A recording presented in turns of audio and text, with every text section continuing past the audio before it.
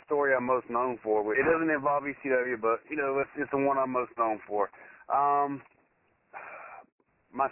had met a girl a few years ago, you know, back in 01, 02 when I first started going to Japan, and it literally took 4 years of me going over there for her to finally come over to my hotel room after a tour, or, you know, after a show and spend the night with me. Because we had been talking back and forth through email, blah, blah, blah, so we did a show at Corrigan Hall one night, and we had 3 days off. So she was going to come back after Corrigan Hall and spend the night with me and stay those 3 days. So the first night she comes, we finally hook up, we finally have sex, and, you know, as I said before, she was very westernized for a Japanese girl, which means she's American style. She wasn't very bushy down there like most of them are. She had the little boy panties, very sexy. We had sex, you know, wake up the next morning, we start having sex again, I start hitting it from behind, and as I go to pull out as we finish, this woman starts gushing blood out from between her legs. Like, you know, I'm not talking like dribble, I'm talking like poltergeist gushing all over my leg, down hers, on the sheets, on the wall beside it, because, you know, the wall was right next to the bed. She starts screaming, I start freaking the hell out because this woman's gushing blood, like you turned on a faucet. She grabs the pillow, puts it between her legs, runs in the bathroom, and she stays in there for like 30-some minutes. I'm like knocking on the door trying to see if she's okay. She finally wants me to go down to the, we're in Roppongi, she wants me to go down to the convenience store and get her some tampons, maxi pads, whatever the hell they had down there. So I run downstairs, I get them, I bring them back up. She opens the door just enough for her hand to come out. She snatches them. She stays in there for like another 15, 20 minutes.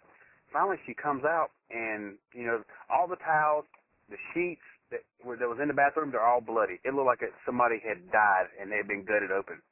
So I like gather them up, and she lays down, and she's, you know, really drained. She's really give out, and I'm trying to talk to her about, you know, what's wrong with her, and she won't really answer me. She's just sitting there. So by that time, Carino comes and knocks on the door and asks me if I want to go get something to eat. She says, yeah, go get something. I'll be okay. I said, well, here's my room key. If you need to go get anything, you know, go get something. If not, I'll be back in a little bit. So on the way down, I'm telling Carino the story over dinner. I'm telling him, you know, finishing telling him as we're walking back after dinner, I had taken the sheets and all the pillowcases and everything and put them outside my hotel room for the guy to get them that cleans the rooms. As we're walking back up, he's standing there with one of the sheets in his hand and has this holy shit look on his face. This little bitty Japanese guy. So we get to the door. I knock on the door, and if anybody's been to Japan, you know how small the hotel rooms are. I knock on the door. There's no answer. I knock on the door again. There's no answer. Karina looks at me and goes, well, maybe she's dead.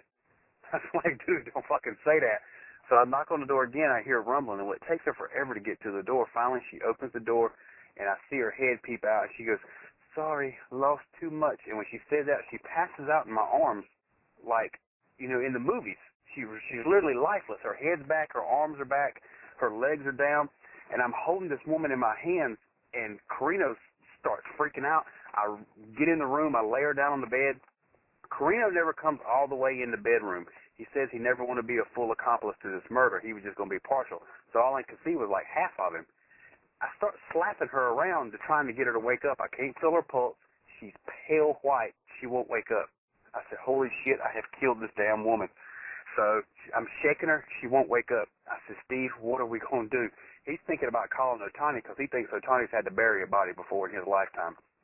So she finally wakes back up just a little bit, and she looks at me and passes right back out. Again, I can't get her pulse. I don't know what's going on. I'm starting to freak out because I hadn't been in Japan in a while. So when I come back, the first thing I do is kill a little Japanese woman. Well, my suitcase is huge from all the stuff I had to carry. So I start throwing stuff out of my suitcase. Steve says, what the hell are you doing? I said, we're going to take this bitch, we're going to put her in my suitcase, and we're going to take her down to Roppongi and dump her out in the street. I am not spending the rest of my life in Japan in prison for over this woman. She finally comes back to, and she says she lost too much blood. That's all she keeps saying. She passes back out.